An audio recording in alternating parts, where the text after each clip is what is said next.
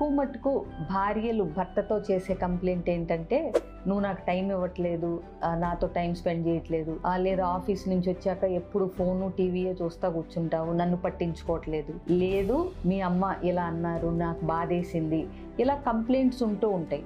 అయితే భర్తలు ఏం చేస్తారంటే తెలియక, లేదు మా అమ్మ అలా అన్నదు, ఆవిడ ఉద్దేశం వేరు, తను ఏదో అని ఉంటుంది, నీకు ఇంకోలాగా అర్థమై ఉంటుంది, నువ్వే నెగిటివ్గా థింక్ చేస్తున్నావు అని వెంటనే భార్యని జడ్జ్ చేసేస్తూ ఉంటారు.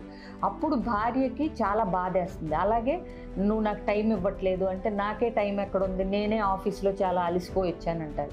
నువ్వు ఎప్పుడు స్క్రీను ఇవే చూస్తుంటావు, టీవీ చూస్తుంటావు అంటే, నాకు అదే కదా రిక్రియేషన్, ఇంకా నేనేం చెయ్యాలి, నేను కష్టపడి వచ్చాను కదా అంటారు. అంటే ఇక్కడ ఏంటంటే భార్య యొక్క బాధ ఏంటి అనేదాన్ని ఒక నిమిషం విని ఏం చెయ్యొచ్చు అనేది కాకుండా మళ్ళీ తిరిగి తమ బాధ చెప్పటమో, వాళ్ళ అభిప్రాయాన్ని వాళ్ళ బాధని తక్కువ చేయటమో చేస్తూ ఉంటారు తెలియక. ఈ ప్రాసెస్లో ఒకటే కంప్లైంట్ ప్రతిసారి వస్తుంది అనుకోండి, మీ అమ్మ ఇలా అంది, మీ అమ్మగారు ఇలా అన్నారని, మొత్తానికి నువ్వు నెగిటివ్గా అయిపోయావు, నీకు సాధించటమే పని, నా టైం ఇవ్వట్లేదని సాధించటమే పని అనేస్తారు తప్పితే, ఇన్నిసార్లు కంప్లైంట్ చేస్తోంది అంటే ఏదో నేను అర్జెంటుగా దీన్ని ఏదో సాల్వ్ చేయాల్సిన విషయం ఉంది, దీని మీద కూర్చుని పరిష్కారం ఆలోచించాల్సిన అవసరం వచ్చింది అనేది భర్త ఆలోచించకపోతే కనుక ఇద్దరి మధ్య గొడవలు ఎక్కువైపోయి ఆవిడ కంప్లీట్గా షట్ డౌన్ అయిపోయే ప్రమాదం ఉందండి.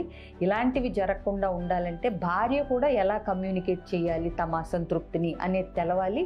భర్త వాటిల్ని విని ఆవిడ బాధను ఎలా అర్థం చేసుకొని పరిష్కారం ఏంటి అన్నది ఇద్దరూ కలిపి ఎలా రావాలనేది ఆలోచించాలి. ఇలాంటి మరిన్ని టిప్స్ కావాలంటే మీకు వెబినార్ డీటెయిల్స్ ఇవ్వబడతాయి వీడియో చివరిలో, అవి చూసి కావాలంటే అటెండ్ అవ్వచ్చు. Thank you.